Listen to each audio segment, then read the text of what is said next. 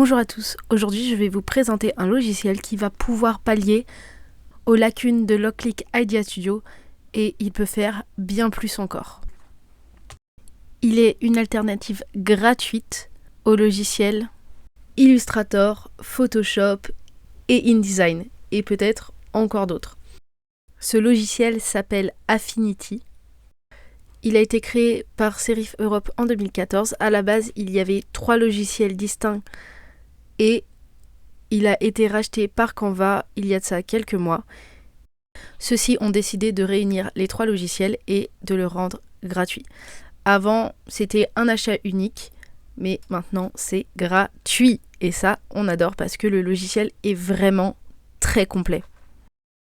Seule la fonction d'intelligence artificielle est payante et est liée à votre compte Canva. Donc si vous avez Canva Pro, vous avez accès à l'intelligence artificielle. Pour télécharger Affinity, on se rend sur leur site web et on clique sur s'inscrire et télécharger. Pourquoi il faut s'inscrire? Car, comme je l'ai dit, Affinity est lié à votre compte Canva. Donc si vous n'en avez pas, il faut en créer un, sinon il vous suffit de vous connecter avec votre compte Canva. On arrive ensuite sur cette page et vous pouvez choisir si vous téléchargez pour macOS ou pour Windows. Comme on peut le voir ici, ils sont en train de développer l'application sur iPad et j'espère qu'on aura également une application Android, ça serait vraiment génial. Quand vous ouvrez Affinity, cette petite fenêtre s'ouvre, donc là vous aurez vos précédents travaux et vous avez également des tutoriels que vous pouvez télécharger. Le bouton plus sert à créer un espace de travail vierge et le dossier sert à ouvrir un document. Quand vous cliquez sur le bouton plus, vous avez tout un tas de zones de travail prédéfinies. J'ai choisi le A4 classique et vous avez plein d'options sur le côté, mais quand on travaille en vectoriel, ça n'a pas vraiment d'importance. Une fois que notre document est ouvert, on tombe sur les différents studios en haut à gauche. Nous avons le studio vecteur, le studio pixel, mise en page et il y en a d'autres en cliquant sur les 3 petits points. Ceux-ci correspondent tout simplement à l'espace de travail et les outils disponibles dans l'espace de travail. Tous les outils sont accessibles dans n'importe quel espace, mais ils ont trié comme si on changeait de logiciel. Parce que si tous les outils étaient affichés, ça serait extrêmement compliqué de trouver ce que l'on cherche. Donc, ils ont tout simplement séparé ça, mais tout est toujours disponible à n'importe quel moment. Pour la présentation des outils, je vais tout de même me concentrer sur ce qui peut être utile lorsque l'on crée un design à des fins de découpe ou de dessin via les machines de découpe, dont la Loclick. Je fais également un petit rappel pour les nouveaux venus de la différence entre une image en bitmap, c'est-à-dire avec des pixels, et une image en vectoriel. Une image en pixels, c'est une image, quand on zoome, on voit les pixels. Donc ça, très simple, chaque pixel est codé dans l'image. A contrario, une image en vectoriel, c'est une image où peu importe comment on zoome dans l'image, les pixels n'apparaîtront pas. Pourquoi? Parce que ce ne sont pas les pixels qui sont codés, mais des contours. On peut les bouger, les modifier sans perdre la qualité de l'image. Le premier outil que je vais vous montrer, vous le connaissez normalement parce qu'il est disponible sur n'importe quel logiciel de vecteur, dont Loclick Idea Studio, c'est tout simplement l'outil plume. Donc, un clic, je fais un coin, un clic glissé, je fais une courbe. Et je viens cliquer sur mon premier point pour fermer une forme.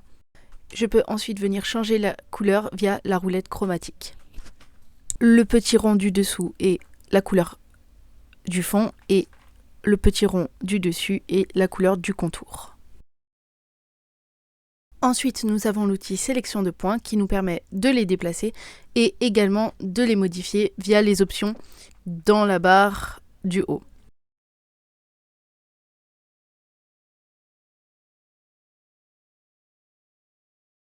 Nous avons l'outil dessin qui permet de transformer une ligne tracée à la main en vecteur. Ça peut être utile pour des formes complexes. Et nous avons ensuite les outils forme il y en a beaucoup avec beaucoup d'options et ça c'est top.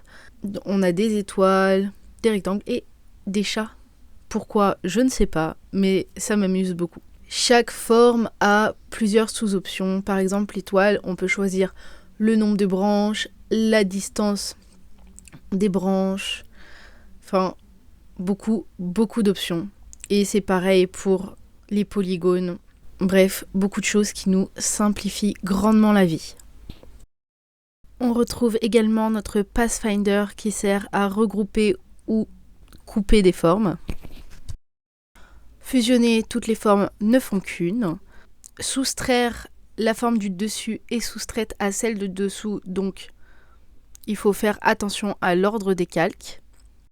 Nous avons ensuite l'intersection qui prend le morceau entre deux formes. On a l'inverse, ça prend les morceaux à l'extérieur. Et la dernière option, découpe, sépare au niveau des jonctions sans rien supprimer. L'option suivante est celle pour arrondir les coins. On en sélectionne un ou plusieurs, on prend l'outil et on clique-glisse pour arrondir à la taille que l'on souhaite.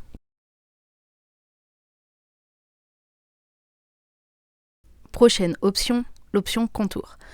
Celle-ci est non destructive, c'est-à-dire qu'elle va garder la forme de base en mémoire. Cependant, on perd la forme de base, donc pour utiliser cet outil, il vaut mieux dupliquer la forme de base. Il existe dans la barre d'outils du haut des options pour les coins, donc coin arrondi, coin pointu, et je ne sais pas comment s'appelle ce dernier, mais ça fait des coins carrés. Et si l'on veut modifier la forme du contour final, il faut cliquer sur l'option disjoindre les contours.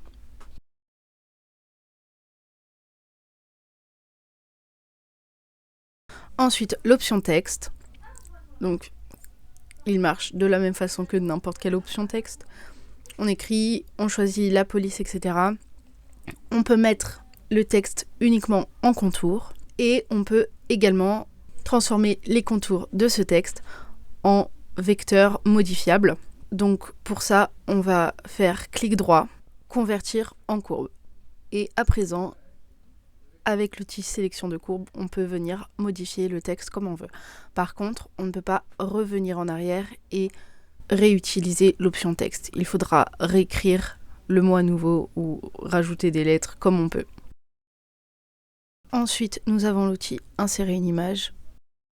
Il y a le cadre vectoriel. Ça permet de bouger une forme vectorielle dans un cadre. C'est assez spécial, mais ça peut être utile. Il y a un outil pour mesurer les contours ou l'air et ensuite on a l'outil pipette. Une option que je trouve vachement intéressante, c'est qu'on peut convertir n'importe quelle forme en cadre d'image.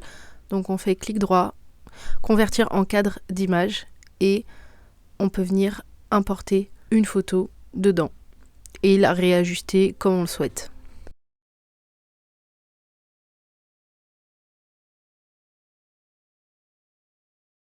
Je vais vous parler un petit peu du studio Pixel car il peut quand même être utile quand on veut faire du print and cut, du moins pour modifier les images à imprimer pour le print and cut. Donc quand on importe une image, elle se met en mode image, donc quand on dessine, un nouveau calque se crée. Pour dessiner directement sur l'image, il faut le transformer en calque pixel. Pour ça, on fait clic droit sur l'image et tramer. Et à partir de ce moment, on peut dessiner directement sur l'image. Donc ça veut dire qu'on peut changer les couleurs, redessiner. Il y a vraiment plein d'options possibles. La seule option que je déplore dans ce logiciel, c'est qu'il n'y a pas d'option pour vectoriser une image. Donc on est encore obligé de passer par soit un autre logiciel comme Inkscape, soit par un site web.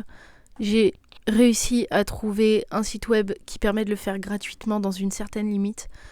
Mais vraiment, je sais pas pourquoi, tous les sites qui étaient gratuits avant sont devenus payants. J'ai eu beaucoup de mal à trouver un site gratuit pour vectoriser les images. Donc ça serait vraiment cool qu'ils rajoutent l'option pour vectoriser. Ou peut-être que c'est moi qui ne l'ai pas trouvé. Mais voilà. Le logiciel que j'ai trouvé, c'est SVG Converter. Il a quand même pas mal d'options et il est plutôt pas mal. Et sinon, il y a SVG Trace qui a une partie gratuite et une partie payante. Et on va dire que la partie gratuite est quand même suffisante pour une bonne partie des images. Je reviens rapidement sur Affinity. Quand vous importez un SVG et non pas ouvrir un SVG, on ne peut pas le modifier directement dans le document. Il faut cliquer sur l'option modifier un document et il va s'ouvrir dans un nouvel onglet et on peut alors modifier l'image dans ce nouvel onglet.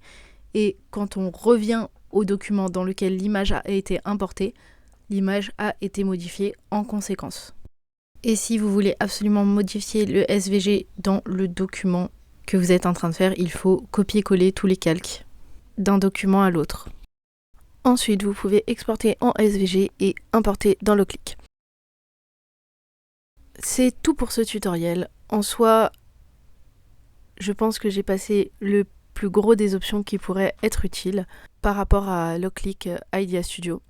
Si vous voulez un tuto peut-être sur Canva, parce que c'est vraiment très utile, dites-le moi. Et sur ce, soyez créatifs.